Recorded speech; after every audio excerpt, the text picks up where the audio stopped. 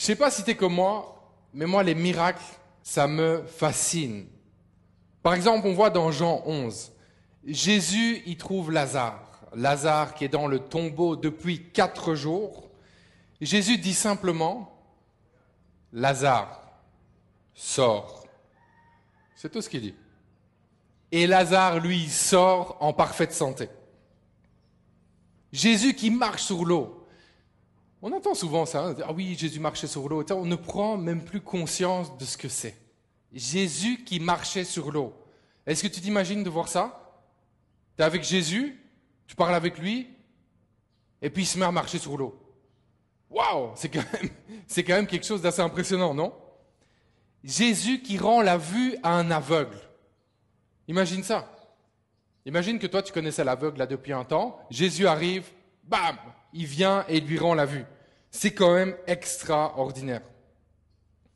Mais les miracles, attention, les miracles, c'est pas juste à l'époque de la Bible. Les miracles, c'est encore pour aujourd'hui. Je me souviens de cette histoire que j'avais lue, c'était juste au moment de ma conversion, et ça m'avait fasciné. C'est l'histoire d'un homme qui était à l'article de la mort. Il était malade, mais malade. Il était à l'étage, dans la chambre, allongé. Les médecins sont venus, et là, il y avait un consensus. Tous les médecins étaient d'accord pour dire que c'était la fin. Ils estimaient que ce monsieur n'avait plus que quelques heures à vivre. C'était les derniers instants. La famille, il y a une personne dans la famille qui avait la foi en Jésus-Christ, qui a décidé d'appeler le pasteur. Le pasteur est venu. Quand le pasteur est entré dans la maison, imaginez l'atmosphère. Les médecins avaient déjà parlé. L'homme devait mourir. Il lui restait juste quelques heures à vivre. Le pasteur est arrivé, calmement. Il est monté dans la chambre. Il était seul avec cet homme qui était à l'article de la mort. Il a prié avec lui et ils sont redescendus ensemble. Et l'homme était en parfaite santé, complètement guéri. Dieu avait fait un miracle extraordinaire. Imaginez la tête des gens qui étaient dans cette maison. Les pleurs avaient déjà commencé. Les médecins étaient convaincus. L'homme est descendu en parfaite santé. On peut donner la gloire à Dieu et on peut acclamer le Seigneur pour ça, pour les miracles qu'il fait encore aujourd'hui. Dieu fait encore des miracles extraordinaires aujourd'hui. Je me souviens aussi, un peu plus proche, un homme qui était dans notre groupe de prière. Un jour, il vient, il était en pleurs. Il était en pleurs. Je dis, qu'est-ce qui se passe?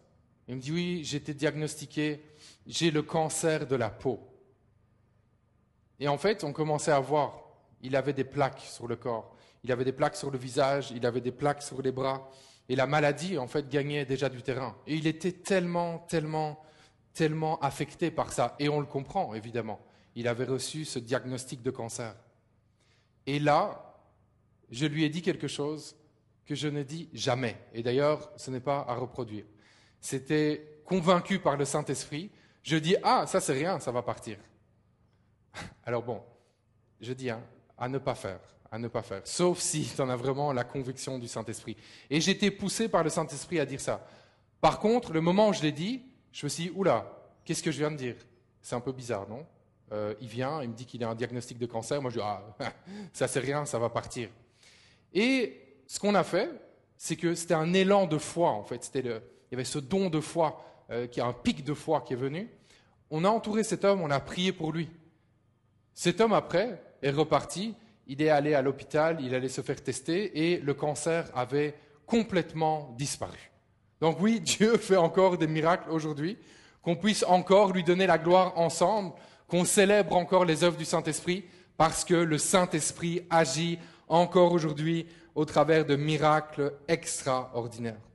Et je me souviens aussi, il n'y a pas si longtemps de ça, il y avait un pasteur dans notre équipe, il avait été appelé par la famille d'une dame qui était mourante. Elle était à l'hôpital, elle était mourante, c'était aussi la fin, c'était fini d'après les médecins. Et la famille avait contacté l'église, ils étaient complètement désemparés, ils ne savaient plus quoi faire. Les médecins avaient dit, c'est la fin, préparer les funérailles. Donc bon, on s'entend que c'était quand même vraiment la fin. Il parlait vraiment d'aller préparer les funérailles. Un pasteur de l'équipe a tout simplement prié au téléphone. Une prière au téléphone. Et cette femme a été complètement guérie. Elle est sortie de l'hôpital en bonne santé. Tu l'auras compris, aujourd'hui, on va parler de surnaturel, on va parler de miracle. Question qu'on pourrait se poser, qu'est-ce qui a déclenché la manifestation de tous ces miracles?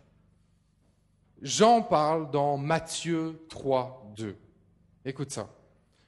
Changer de comportement, ou dans d'autres versions, changer de mentalité. Dans d'autres versions, ça dit repentez-vous, car le royaume des cieux s'est approché. Jean voulait une chose. Il voulait que les gens sachent que le roi des rois est arrivé et que son royaume était prêt à entrer en piste. Jean voulait dire à tout le monde que le ciel est venu visiter la terre.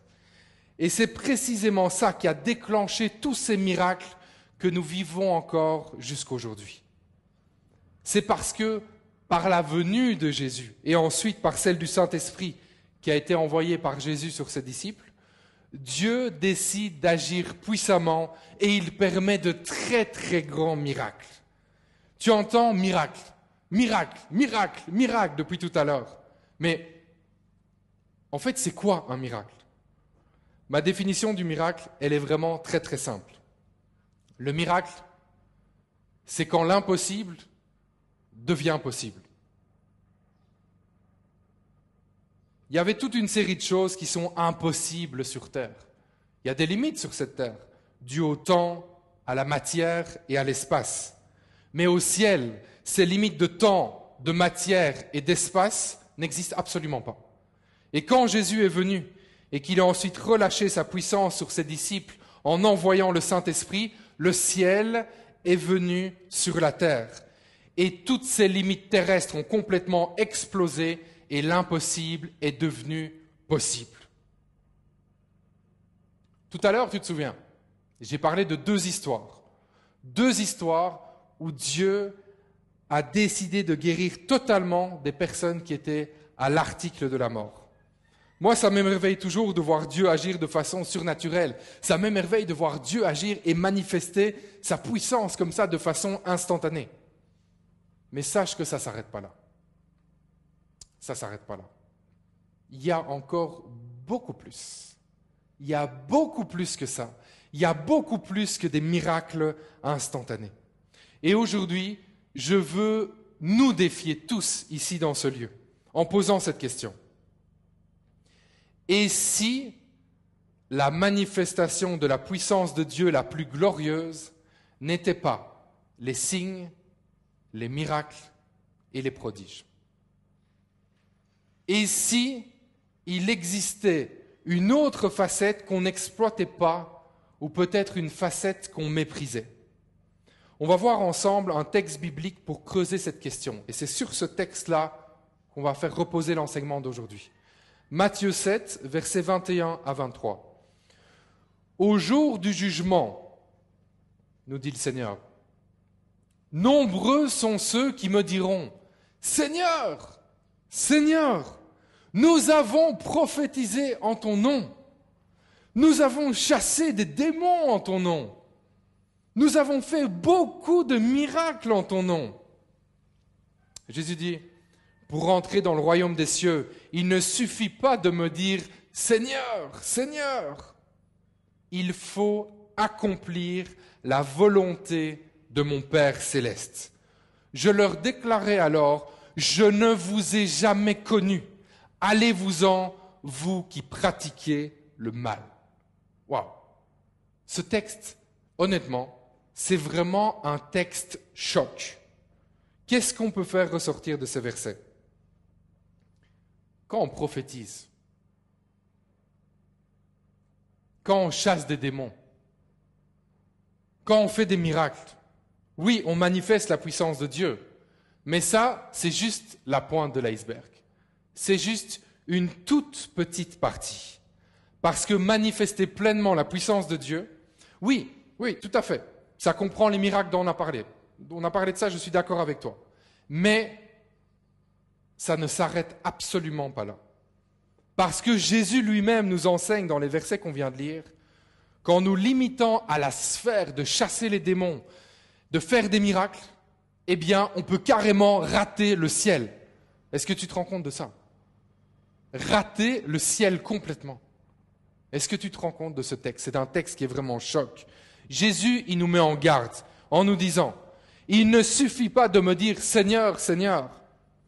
Il dit qu'il faut accomplir la volonté de mon Père céleste. Il faut accomplir la volonté de mon Père céleste.